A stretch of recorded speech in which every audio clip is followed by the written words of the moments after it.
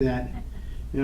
Jimmy and I first met, I think, when we were 11 years old at Holyoke Playground in Lynn. We had a mutual acquaintance.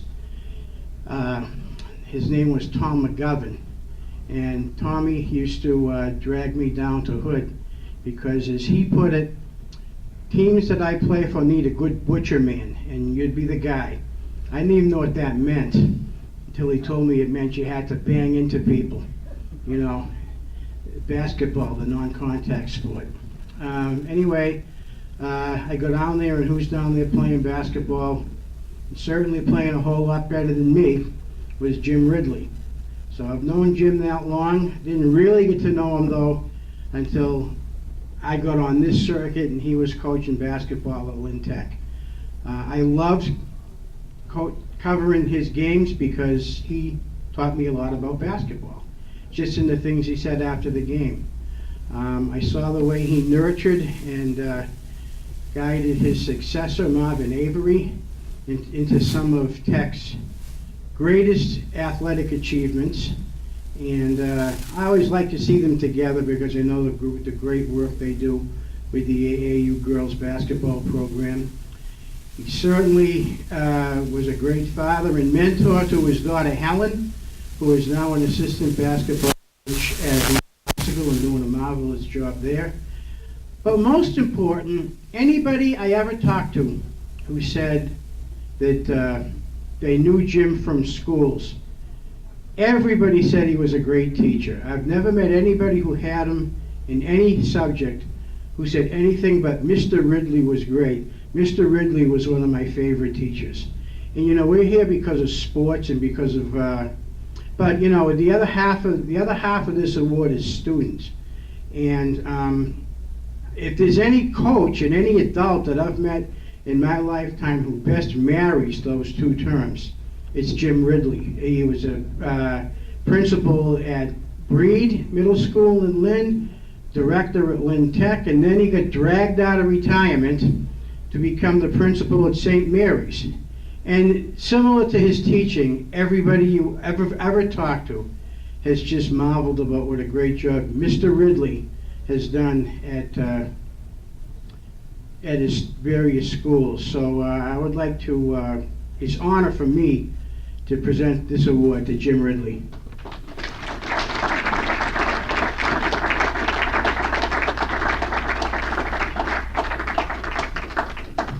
Thanks, David. Appreciate it. Maybe you want to take a picture. I don't know. You want to say something? Yeah, I'll say a couple of few words while I'm here. First of all, I want to thank the Moynihans. Thank you very much. This is a great time.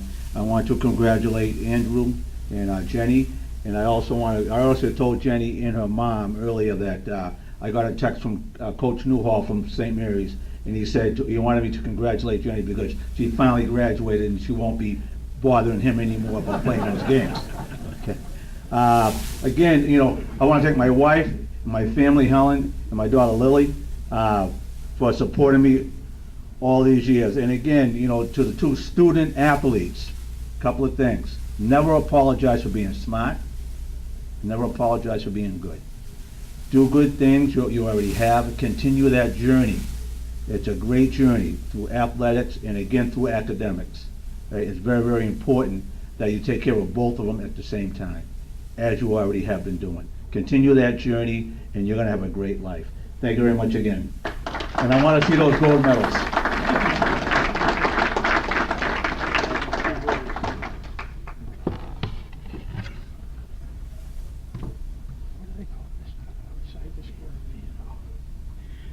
The next person I want to talk about is, I would call her a fan's fan. If you see her at a game, she's always got about 100 cameras with her. And she stands, takes pictures, and is very generous with those pictures when it comes to the news media in providing us with pictures at events we can't get to.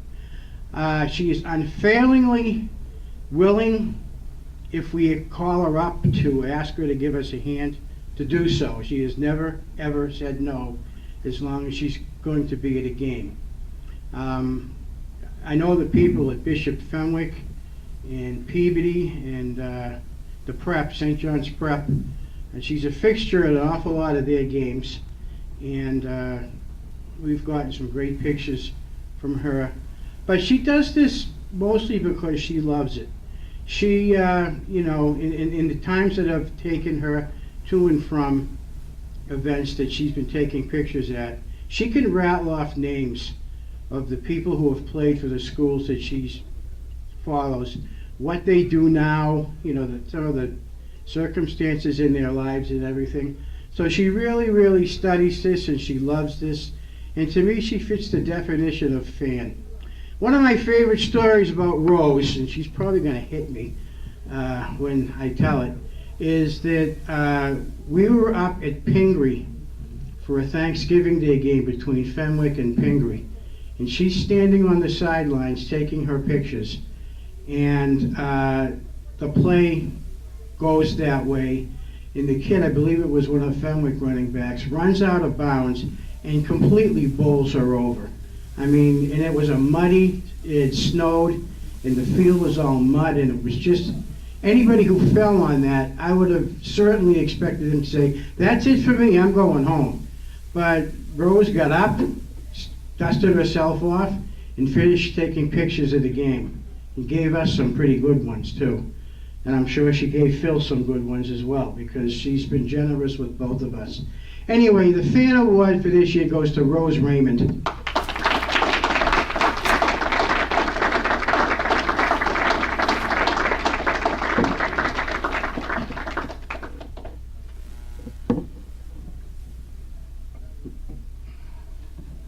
Thanks for sharing that story.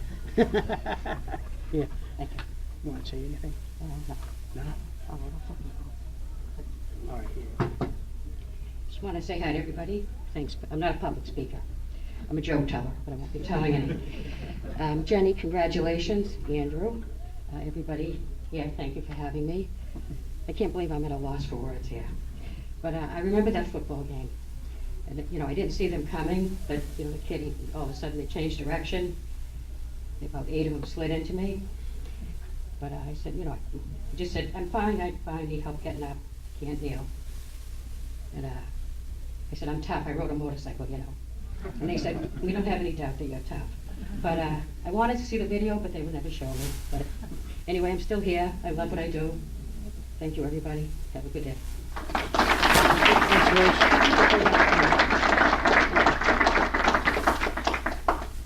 Thank you, Rose. Who says chivalry is dead? It was nice of you to get in the way of those players, Steve. Nick Kukuru from the Gloucester Times is going to introduce our next award winner.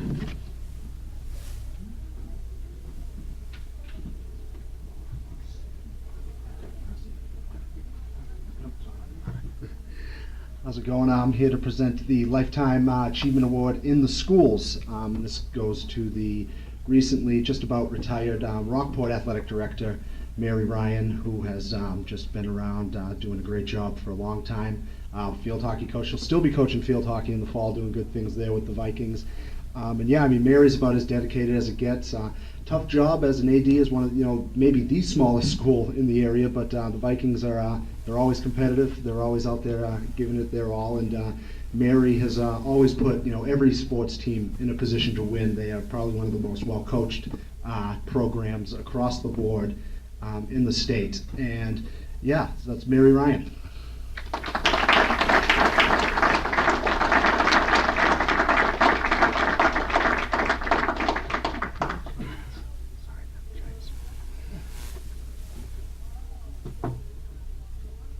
I always like to have a forewarning if I need to give a speech, so I'm just going to wing it.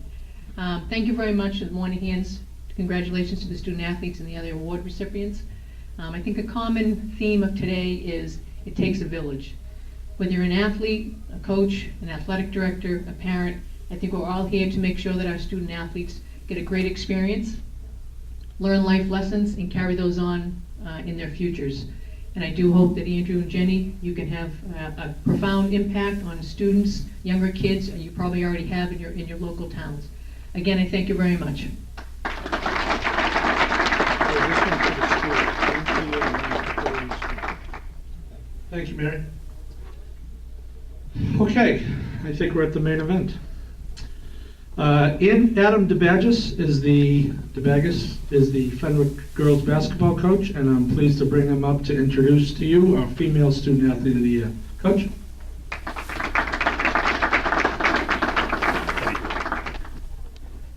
It is DeBagis, and my first name's Adam, Phil, not Andrew. I'm just kidding. He's Andrew. You probably got mixed up. That's all right. Still love you. I do want to. Paul mentioned something about the coverage in this area and the people involved, and I have to compliment that because I come from Franklin, Massachusetts, which is way down south comparatively to. People say that people in the North Shore don't know anything exists outside of 128, so I have to explain where it is. But there's definitely not as good as coverage. Not as much going on when I came up here. I was surprised at how many people actually cared and wanted to interview you after a game and stuff like that. So, I have a wall full of pictures and articles that I really appreciate. All that other people in this room have done. So thank you. But I'm here to talk about Jenny. She's someone that I've actually known since she was in 7th grade, following her and when her favorite coach coached her mom. And, I hoped she would come to Fenwick and be a big part of both volleyball and basketball, which I coached. And, she was more than great for us for 4 years. She's got a lot of accolades, the CCL All-Stars, the Salem News All-Stars, in both sports, volleyball, basketball. Jenny has no idea what it's like to miss a North final in basketball.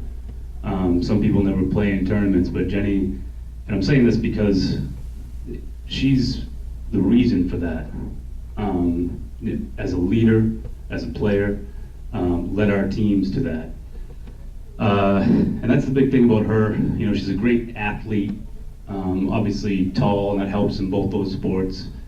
But still, it was her leadership that stood out on those teams and led those teams. To me, the best thing though about her, and I do this end of the year survey and asked the kids what was the best part of the season, among other questions, but one of Jenny's was, her answer was, and I'm paraphrasing, just all the great relationships she made throughout the year. It wasn't about, winning this, winning that, or all-stars in this. It was literally, I made some of the best relationships. I became best friends with this person and that person. And those are the things that I think matter. Megan talked about why are we doing this, and we talk about that all the time, and she cares about that. That's the best part of her. Cares about making relationships with her teammates, cares about being a good teammate, cares about being a role model to younger kids. And I'm sure, it was just mentioned, you don't realize when you're a high school athlete that you're a role model for middle schoolers and freshmen, and whether she realized it or not, she was, and an excellent role model. Without going too long, because Paul told me a 3-minute speech is the best speech, but I want to congratulate her. And, again, she did all those things, being one of the best students and one of the best people at Bishop Fenwick High School. And we're going to miss her next year when she'll be off to Villanova. So anyway, Jenny Morrow.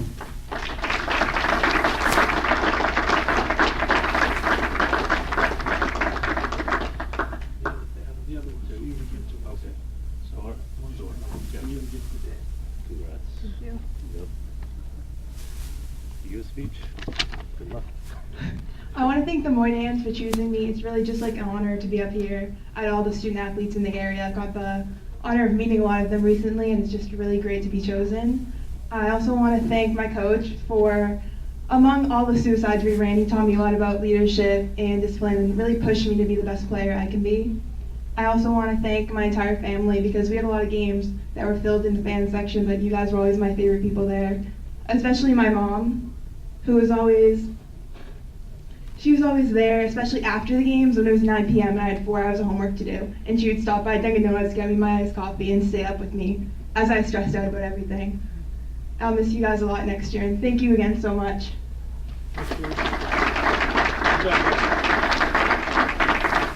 Thanks, Jenny.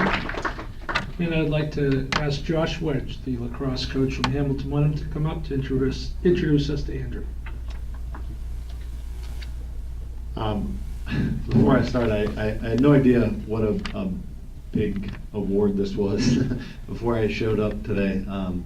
Andrew sent me a couple of text messages, you need to be there at noon, short speech, don't say much. And I was like, okay. But I wrote some things down. I don't necessarily like to talk in front of people, but I could talk about Andrew for as long as you gave me. I've had the pleasure of knowing the Riccio family, all 4 of their children for about 7 or 8 years now. I coached Andrew's older brother, Tommy, and we were talking about this earlier, but we had a little joke this week that Andrew and Tommy are the most prolific scoring brothers in Hamilton Wenham history. Andrew with 300 and Tommy with 5. And I think it'll stand for a long time. Before I talk about Andrew, I think I have to mention his mom and dad, Moira and Felix. As all coaches know, you interact with parents a lot and families, and I've been lucky enough to interact with them, and they're the most down-to-earth people. And I brought a quote, a Bear Bryant quote, and he has some great ones, but he has a quote that says, if mama and daddy didn't put it in them, I can't get it out of them. And I think that speaks a lot to Andrew. He came into the high school with amazing character, a work ethic that is really kind of a throwback. You don't, more and more each year, I feel like as a coach, this is my 15th year, you have to teach hard work and dedication and commitment more and more. That's not something you ever have to teach to Andrew. I think in 4 years of high school, he missed 2 practices. One because he was very sick, another because he was going to see his sister perform in a really important drama festival. Number of times mom emailed me to tell me that he was really banged up and couldn't practice, and then he'd show up and I'd be like, Mom said you weren't practicing today, and he'd be like, no, I don't want to talk about it, I'm practicing. And so he's beyond all the things he did on the field, he's the first person at practice, the first person dressed, the first person getting water, equipment, never relying on anyone else to do the things that are required of a good teammate, and all the little things that go into being part of a team. A little story I had from last year was we were playing in a game and Andrew made a fantastic move and threw a pass that you just don't see generally on a lacrosse field.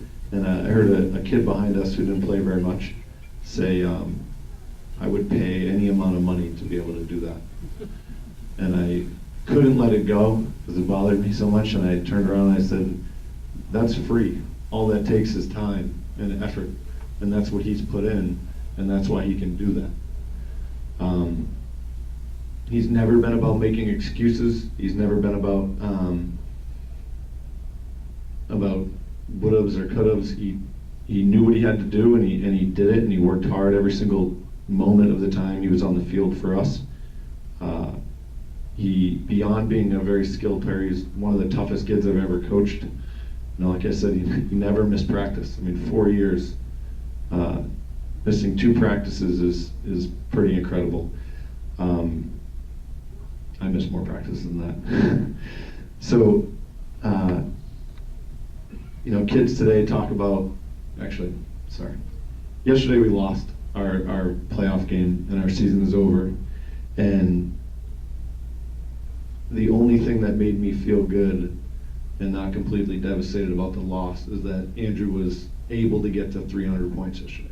So he needed 5, he got 5, and if we had walked off the field and he was at 299, I don't think I would have been able to forgive myself because of the number of games I pulled him out of way too early to save him, to make sure that he was rested for the next game.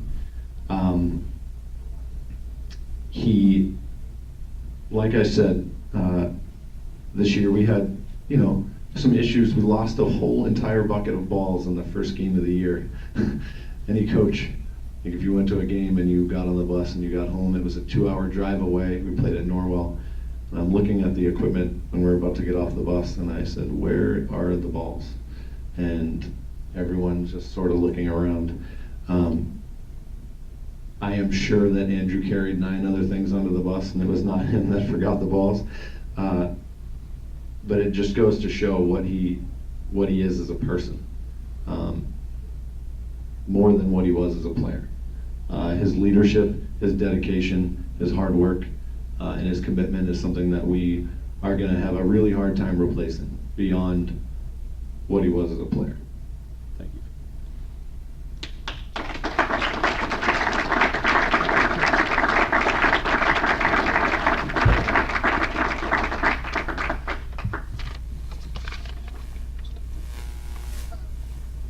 Thank you very much. Thank you to the Moynihans, my family, Coach Wedge, all the teammates, classmates, teachers, everyone who has contributed to my career throughout high school.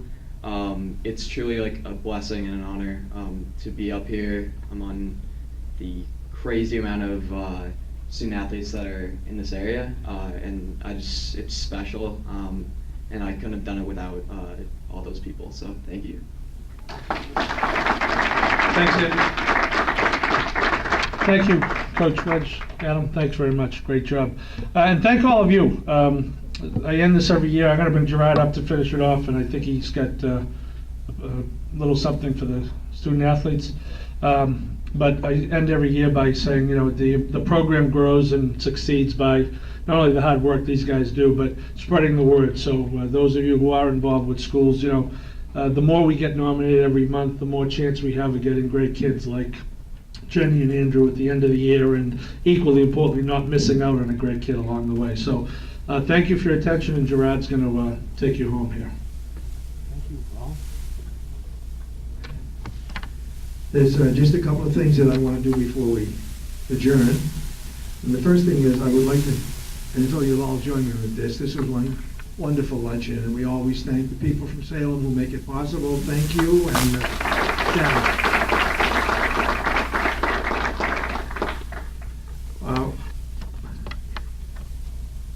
I usually leave with just a quote from someone that I read quite some time ago, but it resonated with me then, and I hope it does with you, and particularly with our 2 winners today. Some of you won't know the name Dick Kazmaier, because Dick played almost 70 years ago. He was at Princeton, and he was the outstanding football player in the United States, and he was the leader of 2 undefeated teams at Princeton, and those were the days when Ivy League schools played schools that were really good. It wasn't just the round-robin Ivy League that it is today. He was the winner of the Heisman Trophy in 1951.